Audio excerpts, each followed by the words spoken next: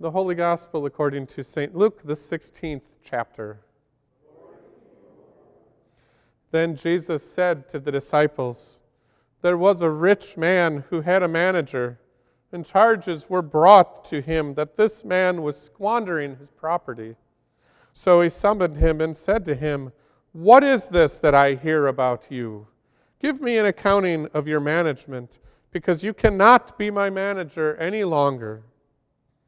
Then the manager said to himself, 'What will I do? Now that my master is taking the position away from me, I am not strong enough to dig, and I am ashamed to beg. I have decided what to do, so that when I am dismissed as manager, people may welcome me into their homes.' So summoning his master's debtors one by one, he asked the first, 'How much do you owe my master?' He answered, 100 jugs of olive oil. And he said to him, 'Take your bill, sit down quickly, and make it 50. Then he asked another, 'And how much do you owe?' And that man replied, 100 containers of wheat. He said to him, 'Take your bill, and make it 80. And his master commended the dishonest manager because he had acted shrewdly. For the children of this age are more shrewd in dealing with their own generation than they are with the children of light. And I tell you, make friends for yourselves by means of dishonest wealth, so that when it is gone, they may welcome you into their eternal homes.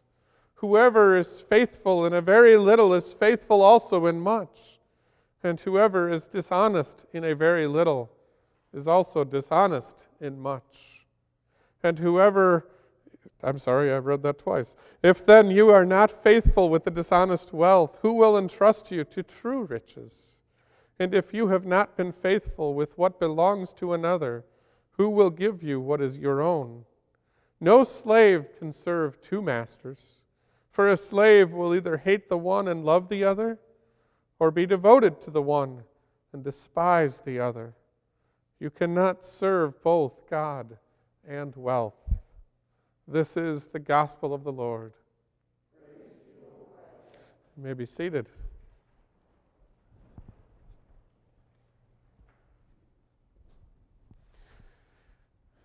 You cannot worship both God and wealth. A very powerful statement at the end of tonight's gospel. Saint Francis of Assisi was known for a prayer that he often used on a daily basis. Actually, each night as he retired for bed. It was very simple, very short. He simply said, "Who are you, O God? And who am I?" Amen. Who are you, O God, and who am I? It's actually a brilliant prayer in so many ways. Because what Francis was trying to discern is, what does it mean to be made in the image of God? And how do we worship God properly?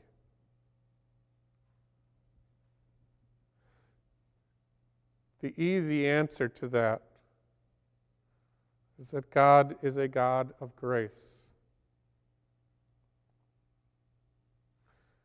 which is why it is so difficult for us, literally impossible, to worship both God and wealth. Because in this world, you don't make a lot of money showing grace to others, do you? It's not how the marketplace works. It's not based on grace. And this is what makes the manager in this parable so brilliant. He knows he's losing his job. He knows he's losing his income and his power and his influence. His choice is to either show grace to others or to fight with everything he has for money.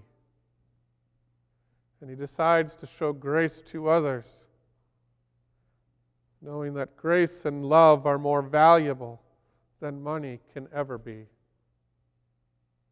So he goes to each of the debtors and reduces their debt for them. It should be pointed out that his boss, in saying to him, "You have been very shrewd and smart," isn't necessarily happy for what he's done, reducing the debt of the debtors. He's simply pointing out the obvious, which was, this was a very smart move on your part. To show grace to others who you will now have to live with on a daily basis and have no power over. Grace and love carry so much more weight than money in our world.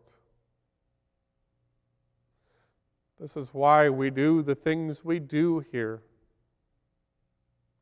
It's why we knit prayer shawls and sew quilts for people who are ill, or people who are homeless, or people who are refugees in the world, people that we may never meet face to face. It's a labor of grace and love. This is why we have a group that sits down regularly, weekly, to write cards to members of this congregation, congratulating them or offering them consolation and love. It's a labor of grace. This is why we send people to nursing homes to lead worship. This is why we welcome children from this neighborhood into our building after school and during the summer for lunch. This is why we welcome our neighborhood people in here, our neighbors, our brothers and our sisters who live in this neighborhood right around us every day. It's why we welcome them in here for root beer float nights. It's why we have a community garden and we offer the food to literally anyone and everyone. It is why we go out into the world with the gospel and hand out Bibles at community events. It is why we serve meals on Friday nights to people in need in this community. Not just the homeless. It's people in need. It's why we support Lutheran Social Services of Illinois as they work with patients of addiction. And it's why we support ministries like Foods Resource Bank and the ELCA World Hunger Appeal. Because grace is more powerful than wealth.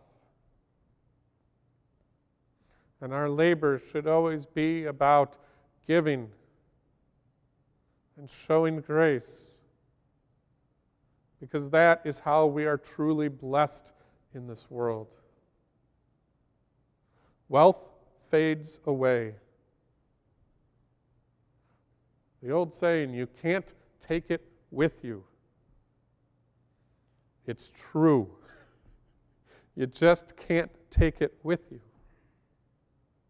But grace and love are gifts that last forever. They have existed from the moment that God decided to create this universe, and they have existed all the way till now and will continue to exist because God is faithful to all generations. Grace and love are the greatest treasures of the world. Wealth fades away into the sunset. It's all about how we treat others. The shrewd manager in this gospel parable tonight was smart enough to know that these were the people he was going to be living his life with. He needed to show them grace. It would go much farther than any money that he had ever had. They appreciated his actions. His power meant nothing. His wealth or lack of wealth meant nothing. But his grace was a gift that could carry on through time in the hearts of all whom he touched. How do we do with that? Grace is a currency. We have it. It's in our hearts. It's meant to be spent. How well do we spend our grace? How often do we give it to others? Freely and without any cares in the world.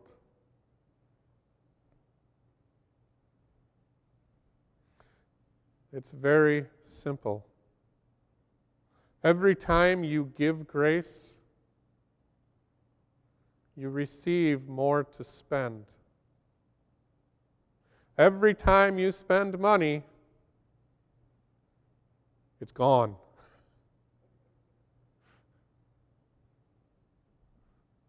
It's very simple. Grace is a much more powerful currency than wealth. And grace carries more power in our world with other people than wealth.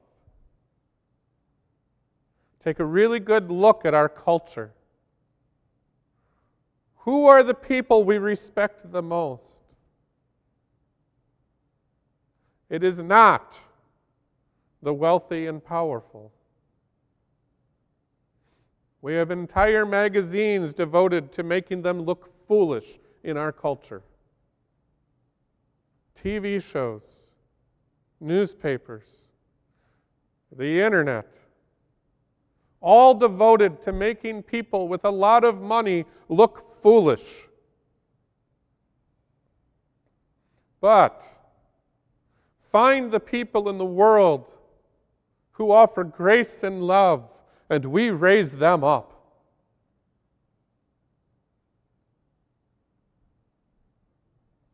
Mother Teresa,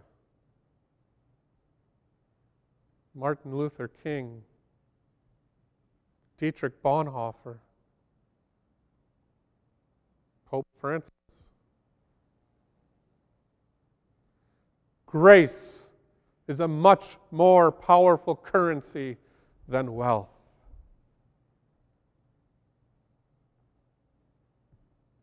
And so when the shrewd manager lost his job, lost his source of income, the first thing he did was start to spend his grace. He knew it was the one way to guarantee that other people would look out for him. Now, let's be honest here. God's desire for us is not to show grace to others just so that others are nice to us. God's desire is that we use the grace because God first gave it to us. But make no mistakes here. We know how we all interact with each other. The more grace you show, the more you will receive back in return. This is how the human race works.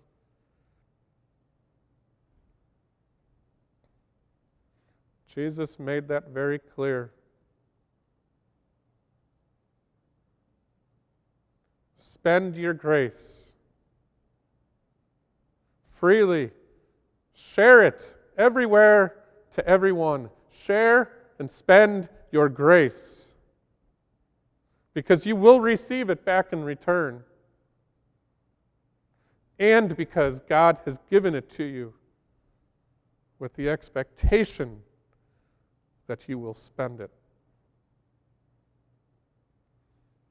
Thanks be to God for grace. Amen.